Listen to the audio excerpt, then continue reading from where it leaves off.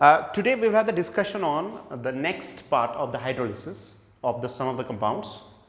ठीक है, तो let's have a discussion on the hydrolysis of the some molecules while using SN2 mechanism, nucleophilic substitution SN2 वाला part जो है वो हम आज करेंगे। SN2 nucleophilic substitution by molecule type, ठीक है। SN1 हमने देखा कि हमें हार्श कंडीशंस यूज करने पड़ते हैं, उसके बाद हाइड्रोलिसिस जो है वो कैसे होता है, ठीक है। सेंट्रल एटम के पास कोई डी ऑर्बिटल नहीं होता है, तो उसकी वजह से हाइड्रोलिसिस कैसे प्रोसीड करती है अंडर ड्रास्टिक कंडीशंस। अब हम देखेंगे कि अगर हम नॉर्मल कंडीशंस पे यहां पे हाइड्रोलिसिस करेंगे तो उसके लिए कौन सा मैकेनिज्म ऑपरेट करता है। पहले मैं आपको एक थोड़ा स्केच यहां पे दिखाऊंगा जो SN2 मैकेनिज्म है हाइड्रोलिसिस के लिए।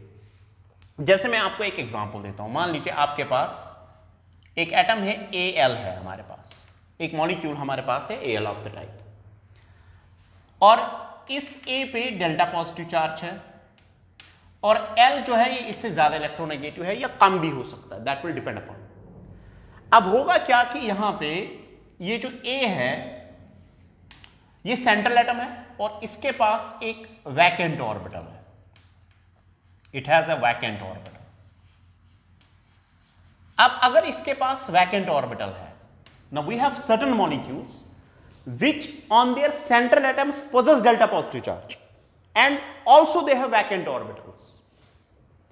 उनका हाइड्रोलिसिस मैकेनिज्म जो है that operates through SN2 mechanism. अब होगा क्या देख लीजिए, हमारे पास वाटर जो है जो कि इस मॉलिक्यूल को ब्रेक डाउन करेगा, वाटर जो है हमारे पास ये धीरे धीरे इसके साथ इंटरेक्ट करेगा and that too from the back side, ठीक है। बैक साइड से अटैक करता है, यानी ए पे जो अटैक होगा वो मेनली किस साइड से होगा, बैक साइड से। बैक साइड पे अटैक करने के बाद जब ये ए जिसके पास एक वैकेंट ऑर्बिटल हो सकता है जो कि डी भी हो सकता है पी भी हो सकता है, उसके बाद वाटर के साथ इंटरेक्ट करने पे यहां से एनर्जी निकलेगी। एनर्जी निकलने की वजह से जो यहां पीछे वाले साइड से एनर्जी निकलेगी वो आगे वाले साइड से यूटिलाइज हो जाएगी और उसके बाद धीरे धीरे जो है फाइनली जो हमारे पास है ए जो है वाटर के साथ बॉन्ड बनाएगा और यहां पे जनाब ऑक्सीजन पे पॉजिटिव चार्ज आएगा और यहां से L नेगेटिव निकलेगा और L नेगेटिव इस H पॉजिटिव पे एब्स्ट्रैक्ट करेगा और आपको जनाब AOH प्रोडक्ट मिलेगा प्लस HL आपको प्रोडक्ट मिलेगा ऐसे। तो यह है हमारे पास hydrolysis bimolecular, hydrolysis bimolecular इसको बोलते हैं। हाइड्रोलिसिस बाय मॉलिक्यूलर और यूनिमॉलिक्यूलर में फर्क देखिए क्या है। हाइड्रोलिसिस यूनिमॉलिक्यूलर और बाय मॉलिक्यूलर में देयर इज अ डिफरेंस। पहले यूनिमॉलिक्यूलर में L लीव करता है, फिर A पे पॉजिटिव चार्ज आता है, A पे पॉजिटिव चार्ज आने के बाद वाटर अटैक करता है। यहां पे बाय मॉलिक्यूलर में वाटर और L जो है ये साइमल्टेनियसली एक ही स्टेप में यानी आपस में इंटरेक्ट करेंगे और उसके बाद वाटर से एनर्जी निकलेगी जो कि L को लीव करने में मदद देगी और फाइनली जो है वो बॉन्ड ब्रेक होगा और आपको AOH मिलेगा, ठीक है। लेकिन यहां पे कंडीशन है, इसके लिए कंडीशन है कि आपका जो सेंट्रल एटम है उस पे एक तो डेल्टा पॉजिटिव चार्ज होना चाहिए और दूसरा उसका वैकेंट ऑर्बिटल होना चाहिए। और दूसरी बात जो ये बनता है जिसको हम यहां पे एक जहां पे हम इंटरमीडिएट या ट्रांजिशन स्टेट से बोलेंगे, this is actually the transition state, जो जब वाटर और L आपस में इंटरैक्ट करते हैं यानी जब ये एक ही जगह पे होती है तो उस टाइम पे हाइब्रिडाइजेशन जो है वो चेंज होता है। अब इसी चीज को डिटरमाइन करने के लिए मैं एक एग्जांपल आपको लेता हूं जिससे मैं इस पूरे पाथवे का आपको दिखाऊंगा कि how it happens. Let's take an example. Let us suppose अगर मैं आपको ऐसे बोलता हूं, ठीक है, आप ये उतार सकते हो, अगर मैं आपको ऐसे बोलता हूं, let's take an example like this, देख लीजिए। अगर मैं आपसे बोलता हूं कि मेरे पास BCl3 है, मैंने इसको वाटर डाला, आप बताइए प्रोडक्ट क्या होगा, क्या आप डिटरमाइन कर सकते हैं? ठीक है। अब पहली बात है हमारे पास जो BCl3 है, बोरान ट्राइक्लोराइड, जो बोरान ट्राइक्लोराइड के पास एक वैकेंट ऑर्बिटल होता है जो कि आपने केमिकल बॉन्डिंग में पढ़ा है। कौन सा वैकेंट ऑर्बिटल होता है? P। जैसे कि मैं यहां पे इसको ऐसे लिखूंगा, D हमारे पास ये होता है Cl, ये होता है Cl, ये होता है Cl, उसके बाद एक वैकेंट P ऑर्बिटल होता है ऐसे, ठीक है। हाइब्रिडाइजेशन आपको पता है, इट्स sp2। शेप मॉलिक्यूल का it's, you know that it's planar. अब देखिए होगा क्या, अब यहां पे वाटर जो है वो अटैक करेगा। अभी बताओ हाइब्रिडाइजेशन क्या है? शाबाश, sp2, sp2।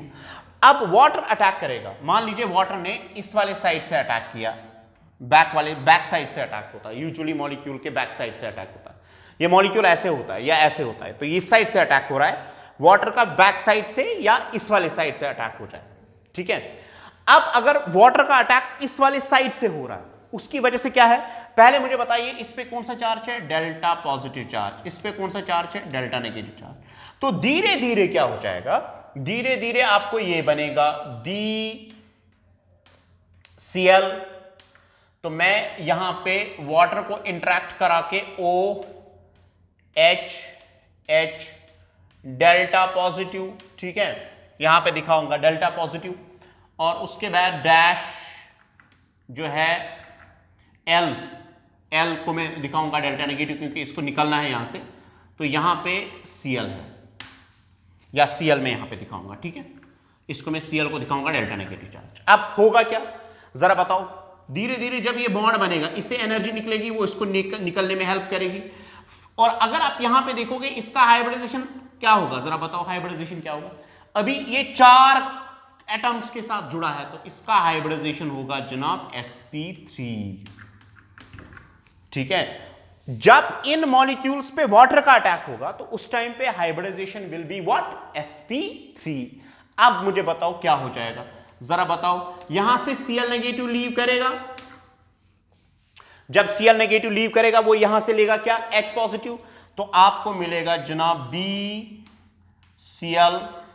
Cl और OH प्लस क्या मिलेगा? शाबाश, HCl। So this is the product that you will obtain.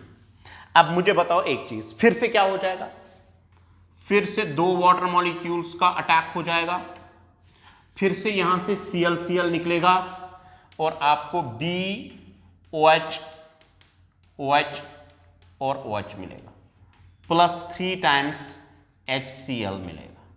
समझ आ रही है बात? अब एक इंपॉर्टेंट चीज है यहां पे, जरा बोरान की ऑक्सीडेशन नंबर मुझे बताओ, यहां पे +3, जरा यहां पे भी बताओ +3। क्या ऑक्सीडेशन नंबर इस हाइड्रोलिसिस में चेंज होता है? नहीं होता है। तो आप अगर BCl3 + H2O लिखोगे तो you can write it as BOH whole thrice plus 3 times HCl। Is it clear? वो बात समझ में आई? तो क्या ये इसके नेगेटिव पार्ट में, यानी नेगेटिव पार्ट इसका क्या है? OH, इसके Cl नेगेटिव को रिप्लेस करता है। And the mechanism operates through what's called as SN2। SN2 में क्या होता है? What happens in SN2? SN2 में वाटर अटैक करता है, ठीक है, उसके बाद हमारे पास जो ओरिजिनल नंबर ऑफ सबस्टिट्यूएंट्स हैं उससे ज्यादा एक बढ़ जाता है, वाटर के साथ इंटरेक्ट करने पे एनर्जी निकलती है जो कि क्लोरीन को दी जाती है या लीविंग ग्रुप को दी जाती है। तो इस तरह से तीनों, यहां पे देखिए, यहां पे OH आया और उसके बाद नेक्स्ट Cl, उसके बाद next Cl, they will get released and hence you are getting product as what's called as boric acid. This is called as boric acid. Is it clear? ना अगर आपसे कोई पूछेगा कि क्या बोरिक एसिड एसिड है, वो समझ आ रही है बात? क्या बोरिक एसिड एसिड है? क्या ये H पॉजिटिव दे सकता है? Boric acid in reality it's not acid, in reality it's not acid. असल में होता यह है कि जब आपके पास बोरिक एसिड होता है BOOH होल थ्राइस, ये डायरेक्टली H पॉजिटिव नहीं देता है, ये वाटर में it acts as an acid, क्योंकि वाटर का OH जो है, OH नेगेटिव जो है, वो यहां से इसके साथ हो जाता है, यानी वाटर में it will become BOH whole 4 plus ये रिलीज करेगा H पॉजिटिव। सो वाटर के प्रेजेंस में it acts as an acid. पहली बात। वो समझ आ रही है बात? तो अगर आप BCl3 को हाइड्रोलाइज करोगे, इसके पास एक वैकेंट ऑर्बिटल होता है, इस पे डेल्टा पॉजिटिव चार्ज होता है, और डेल्टा पॉजिटिव चार्ज होने की वजह से क्या हो जाएगा? वो बताओ क्या हो जाएगा? डेल्टा पॉजिटिव चार्ज होने की वजह से वाटर विल अटैक। जब वाटर अटैक करेगा, ये तीनों क्लोरीन्स निकल जाएंगे। तीनों क्लोरीन्स निकलने के बाद आपको मिलेगा बोरिक एसिड। बोरिक एसिड और इसका ऑक्सीडेशन नंबर सेम होता है। जनरली न्यूक्लियोफिलिक सब्स्टिट्यूशन में आपको ऑक्सीडेशन स्टेट चेंज नहीं होता है जब वाटर अटैक करता है, आपको मिलेगा जनाब बोरिक एसिड। अगर आपसे अब दूसरा सवाल पूछा जाएगा कि क्या बोरिक एसिड एक एसिड है, आप बोलेंगे कि in reality it's not an acid. Now what happens is, boric acid in presence of water acts as an acid, because in presence of water इसका जो p ऑर्बिटल होता है वो वाटर के साथ कोऑर्डिनेट करके वाटर से OH नेगेटिव लेता है और उसके बाद वहां से H पॉजिटिव रिलीज होता है। Is it clear? वो बात समझ में आई? So this is hydrolysis of halides of the boron. Halides of boron, it occurs through this mechanism which is called as SN2. SN2 में क्या होता है? वाटर का अटैक होता है और साथ ही साथ लीविंग ग्रुप रिलीज होता है। लीविंग ग्रुप धीरे धीरे रिलीज होता है, वाटर से एनर्जी आती है। इसी तरह अगर मैं आपको बोलूंगा BBr3, अगर आप इसको वाटर डालेंगे तो बनाओ प्रोडक्ट, बताओ प्रोडक्ट क्या मिलेगा? You will get BOH whole thrice plus HBr3 times. ठीक है, इसी तरह अगर मैं बोलूंगा Bi3 प्लस H2O, यहां से आपको प्रोडक्ट मिलेगा, आपको मिलेगा BOH whole thrice plus 3 times HI। अब अगर मैं एक सिंपल सवाल आपसे पूछता हूं, मुझे बताओ BCl3 में, BBr3 में और Bi3 में, ठीक है, सबसे ज्यादा एसिडिक कौन है? यानी सबसे रेट ऑफ हाइड्रोलिसिस किसका ज्यादा होगा? रेट ऑफ हाइड्रोलिसिस कौन डिटरमाइन करेगा? यानी वाटर को अटैक करना है। मुझे बताओ एक चीज, जितना वाटर जो है, जो यहां पे वाटर है, जितना यहां पे इलेक्ट्रॉन डेंसिटी कम होगा उतना अटैक ज्यादा होगा। वो समझ आ रही बात? जितना बोरान पे, जितना बोरान के सेंट्रल एटम है, जितना पॉजिटिव चार्ज ज्यादा उतना अटैक वाटर का ज्यादा। मुझे बताओ पॉजिटिव चार्ज कहां पे ज्यादा होगा? आपने बैक बॉन्डिंग पढ़ी होगी। बैक बॉन्डिंग में आपने ये देखा होगा कि बैक बॉन्डिंग में अगर हम देखेंगे, हमारे पास ये है, देखिए BF3 हमारे पास है, उसमें एक vacant orbital, vacant p orbital ऐसे होता है बोरान पे। तो यहां फ्लोरीन जो है इलेक्ट्रॉन देता है, उसकी वजह से इसका एसिडिक कैरेक्टर कम हो जाता है, क्योंकि जब फ्लोरीन बैक डोनेशन करेगा, जब फ्लोरीन ये इलेक्ट्रॉन्स देगा, तो उसकी वजह से बोरान पे इलेक्ट्रॉन डेंसिटी रिच हो जाएगी और ये वाटर को रिपेल करेगा। और जितना ज्यादा साइज, यानी जितना आप नीचे जाओगे आयोडीन के केस में, उतना बैक डोनेशन कम होगा। जितना बैक डोनेशन कम होगा उतना बोरान पे पॉजिटिव चार्ज ज्यादा होगा, उतना अटैक ज्यादा होगा। इसका मतलब यह है कि सबसे ज्यादा Bi3 हाइड्रोलाइज होगा, उसके बाद BBr3, उसके बाद BCl3 हाइड्रोलाइज हो जाएगा। क्योंकि जितना लिविस एसिडिक कैरेक्टर ज्यादा होता है उतना रेट ऑफ हाइड्रोलिसिस ज्यादा होता है। तो यहां पे rate of hydrolysis is directly proportion to Lewis acidic character, that's the charge that's present on the central atom. Is it clear? बात समझ में आई? तो हमारे पास जो हैलाइड्स ऑफ बोरॉन है, they react with water to produce boric acid. बस इतना आपको याद रखना है, halides of the boron reacts with water to produce boric acid. Is boric acid a real acid? No. Boric acid when placed in a water acts as an acid, because water का OH negative जो होता है वो boron के साथ interact करता है और उसके बाद H पॉजिटिव का कंसंट्रेशन बिल्ट अप होता है, उसकी वजह से that acts as an acid. Is it clear? Now there is an important question. A very important question is that, अगर मैं आपसे पूछूंगा कि बताओ अगर आपके पास BF3 है, मान लीजिए आपके पास BF3 है, तो इसको अगर हम वाटर डालेंगे तो यहां से प्रोडक्ट क्या मिलेगा? Is it clear? अगर आपके पास BF3 है, मैंने आपको बोला कि मैं वाटर डालूं, तो आप क्या करेंगे? आप बोलेंगे सर इसमें फ्लोरीन बाहर निकलेगा वाटर से, वो समझ आ रही है बात? बहुत केसेस में आप याद रखें, फ्लोरीन का काफी स्ट्रॉन्गर बॉन्ड होता है, इसको डिस्प्लेस करना थोड़ा मुश्किल होता है क्योंकि फ्लैट बॉन्डिंग का फिनोमेना होता है। अब अगर मैं यहां पे मान लीजिए वाटर ने इसके साथ इंटरेक्ट किया, अब जब वाटर इसके साथ इंटरेक्ट करता है उसके बाद अगर आपको प्रोडक्ट बनाएंगे तो आप सिंपली प्रोडक्ट ऐसे बनाएंगे, होल थ्राइस प्लस 3HF। अब यहां पे एक प्रॉब्लम आती है जो कि BF3 के केस में आती है। BCl3 is simply hydrolyzed, DBr3 is simply hydrolyzed, Bi3 is simply hydrolyzed. But in case of BF3 जब HF वहां से प्रोड्यूस होता है अब कंपटीशन लगता है, क्योंकि HF के केस में हमारे पास H positive and F negative होता है। अब यहां पे या तो नेक्स्ट मॉलिक्यूल जो हमारे पास है BF3 जो है, या तो इसको वाटर अटैक करेगा या HF अटैक करेगा। अब इनिशियली देखो क्या होता है, इनिशियली वाटर ज्यादा होता है तो ज्यादा अटैक करता है, ज्यादा अटैक करने की वजह से HF ज्यादा बनता है, और HF आपको पता है इसका स्ट्रॉन्ग हाइड्रोजन बॉन्डिंग होता है। हाइड्रोजन बॉन्डिंग की वजह से ये पानी के लिक्विड स्टेट में रहने की वजह से यहां पे अब नेक्स्ट रिएक्शन स्टार्ट होती है, और वो रिएक्शन जनाब ऐसे होती है, और यहां पे प्रोडक्ट HbF4 जो है कंप्लेक्सेशन होती है। वो समझ आ रही है बात? यहां पे व्हाट हैपेंस इज कंप्लेक्सेशन होती है। मुझे बताओ यहां पे कितने रिलीज होते हैं? थ्राइस। तो मैं यहां 3 टाइम्स करता हूं, 3 टाइम्स, क्योंकि जितना यहां पे बनेगा उतना यहां पे कंज्यूम होता है। अब अगर यहां पे मैं 3 टाइम्स करता हूं तो इसका मतलब यह है कि अभी फ्लोरीन को अगर आप देखोगे, फ्लोरीन कितने हैं हमारे पास, हो गए इसके कितने 3। तो अगर मैं इसको बैलेंस करूंगा तो बैलेंस करने के लिए अगर हमारे पास होगा, यहां पे हमारे पास है 3 और ये हो गए कितने, तो हो गए क्या बोलते हैं इसको 3 और 6, और अगर मैं इसको 3 टाइम्स यहां पे करता हूं, ठीक है, 3 टाइम्स यहां पे करता हूं so as to balance it. अब मुझे बताया हाइड्रोजन बैलेंस हो गया, अब फ्लोरीन हो गया 9 और हो गए 12, ठीक है। अब यहां से इंपॉर्टेंट कंक्लूजन है, मुझे बताओ एक चीज, जितना HF वहां से बनता है उतना यहां से कंज्यूम होता है, तो कैंसल, ठीक है।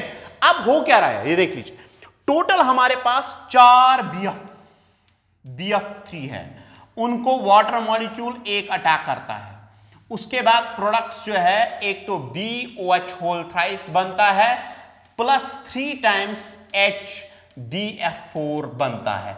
मुझे बताओ क्या ये कंप्लीट हाइड्रोलिसिस है कि पार्शियल हाइड्रोलिसिस है? जरा देखो यहां पे ये प्रोडक्ट बनता है, यहां पे सिर्फ ये प्रोडक्ट नहीं बनता है, so this is a phenomena of partial hydrolysis. Now why it's partial hydrolysis? See, जब ये बनता है बहुत सारे मॉलिक्यूल्स में, जब हमारे पास फिनोमेना कंप्लेक्सेशन होता है, अब देखो होता क्या है, वाटर ने इसको अटैक किया, क्या बना? HF बना, क्या HF बना। जब HF यहां पे बना अब कंपटीशन लग गया, अब या तो BF3 वाटर के साथ इंटरेक्ट करेगा या HF के साथ, लेकिन कहते हैं कि BF3 उसके बाद जब HF रिएक्शन कंडीशंस में बनता है इसका स्ट्रॉन्ग इंटरेक्शन रहता है HF के साथ, और उसके बाद कंप्लेक्सेशन होता है, यानी जो BF3 है out of 4 molecules 1 is only getting hydrolysed, और total is how many molecules? 4 molecules, and out of 4 molecules 1 is getting hydrolyzed, the rest 3 are getting complexation product. This is a phenomena partial hydrolysis,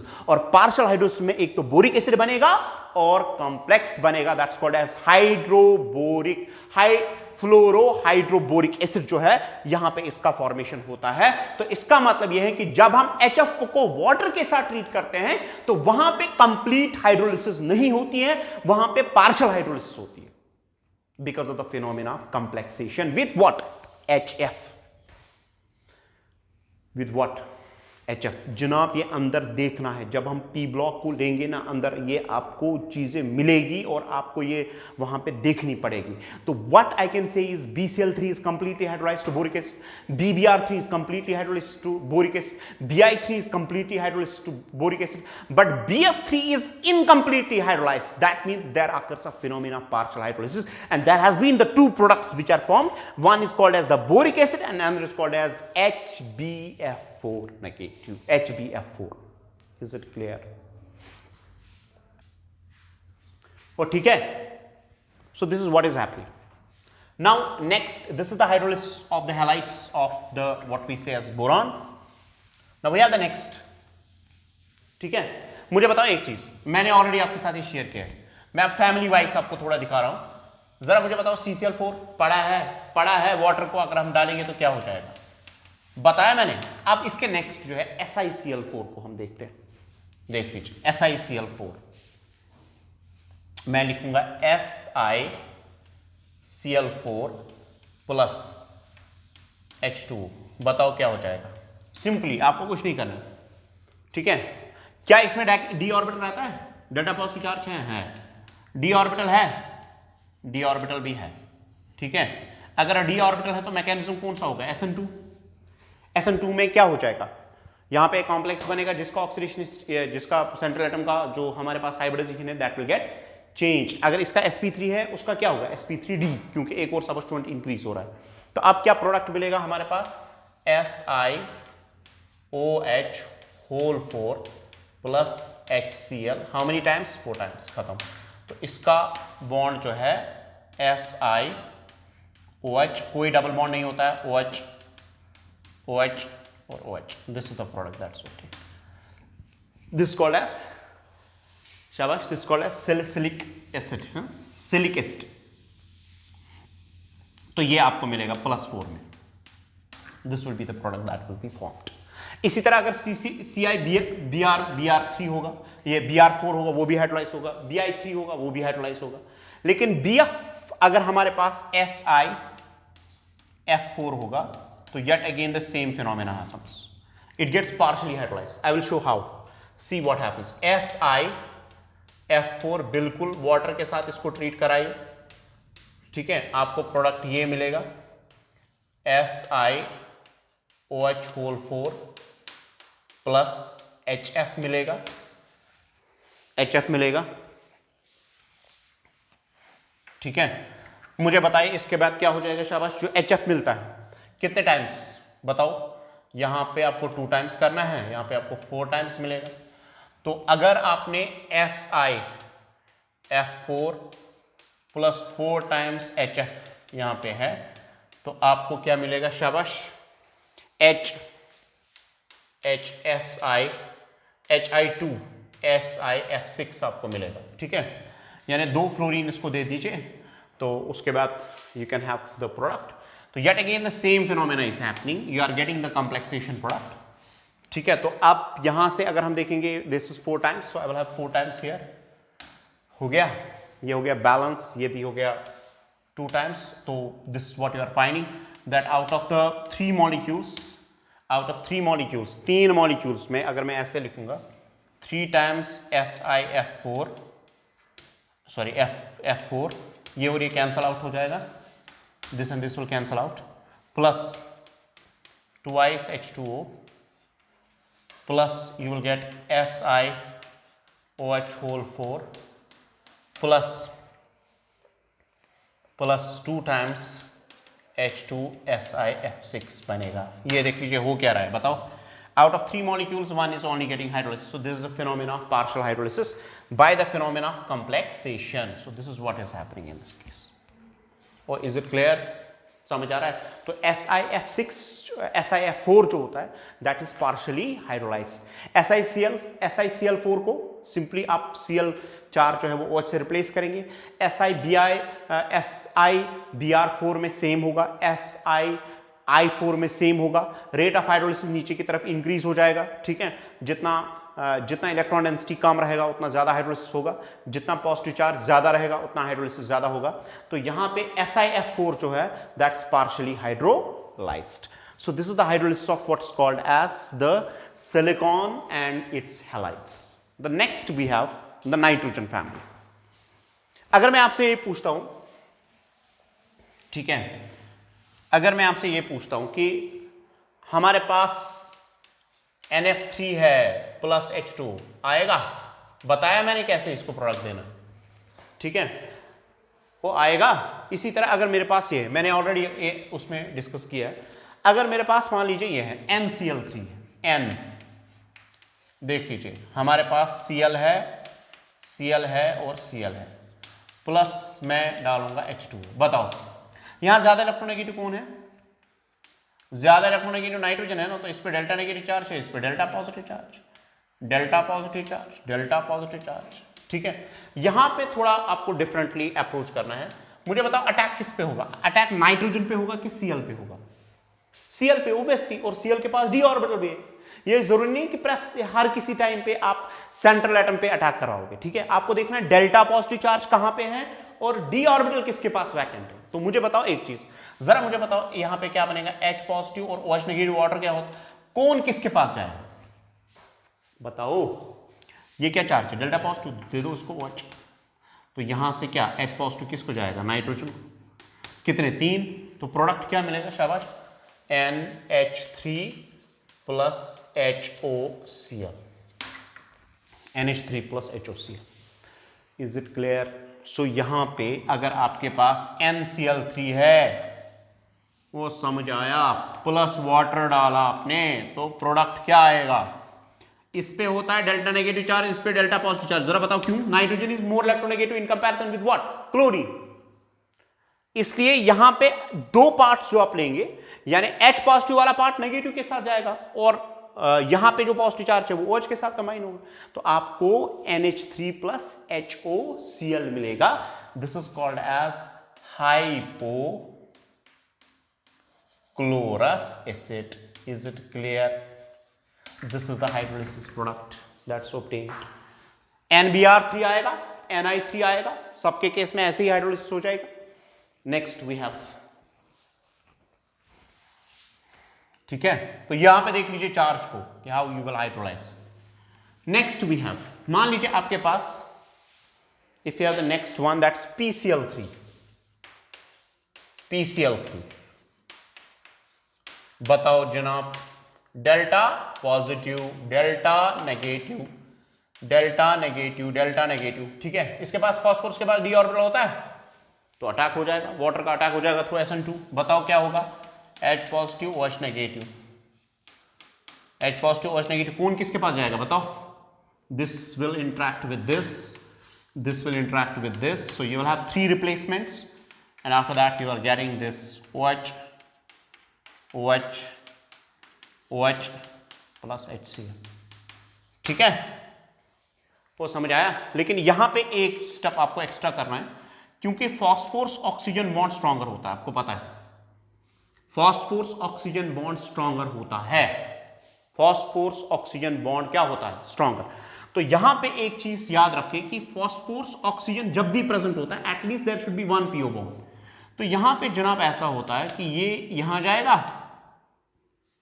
इस पे कौन सा जाएगा? Negative, इस पे, तो ये H पॉजिटिव यहां से इसकी तरफ आएगा, तो आपको product P double bond O, और जब ये यहां जाएगा, यहां इस पे कौन सा चार्ज आएगा? पॉजिटिव, ये रिलीज करेगा H positive. H positive release करने के बाद इस पे कौन सा चार्ज आएगा? Negative charge. तो ये H पॉजिटिव यहां से यहां जाता है, और उसके बाद प्रोडक्ट यहां पे H आया, यहां पे OH आया, यहां पे OH आया। जरा बताओ इसका नाम क्या है? इट्स कॉल्ड एज फॉस्फोरस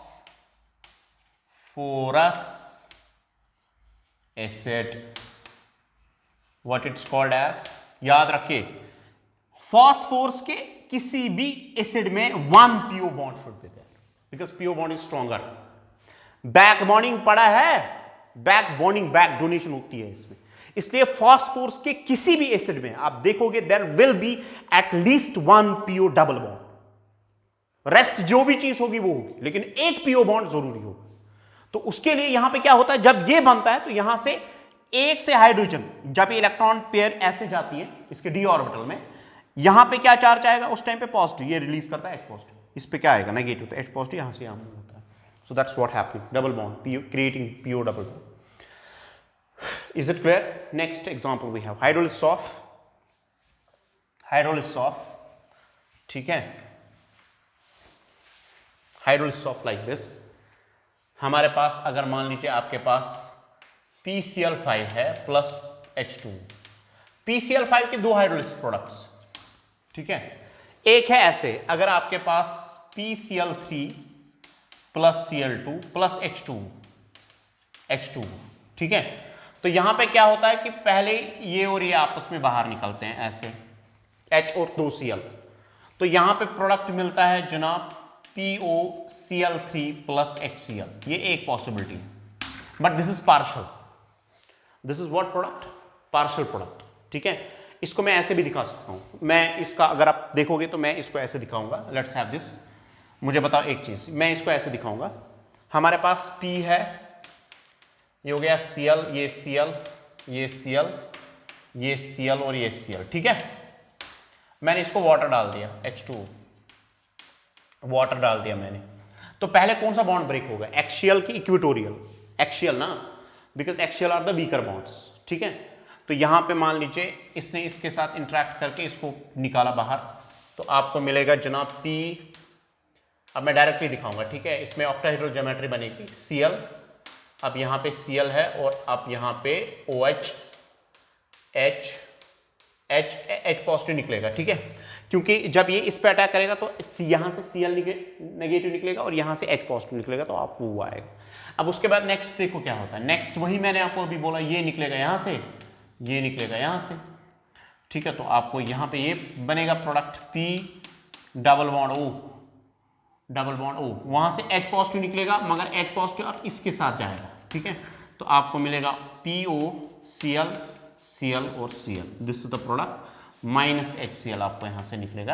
तो पहले इट्स कॉल्ड एज पार्शियल, क्योंकि अभी 3 क्लोरीन वैसे ही, 3 क्लोरीन वैसे ही है, तो इसलिए क्योंकि मैंने आपको ऑलरेडी बोला कि पहले डबल बॉन्ड O होना चाहिए, तो मैं इसको ऐसे भी रिप्रेजेंट कर सकता हूं। देखो PCl3 Cl2 प्लस H2O।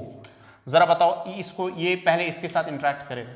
अब दो, पहला इसका H पॉजिटिव और Cl नेगेटिव पहले एक निकला, फिर उसके बाद दूसरा इसका H पॉजिटिव और Cl नेगेटिव दूसरा निकला, तो मैं इसको डायरेक्टली ऐसे भी लिख सकता हूं।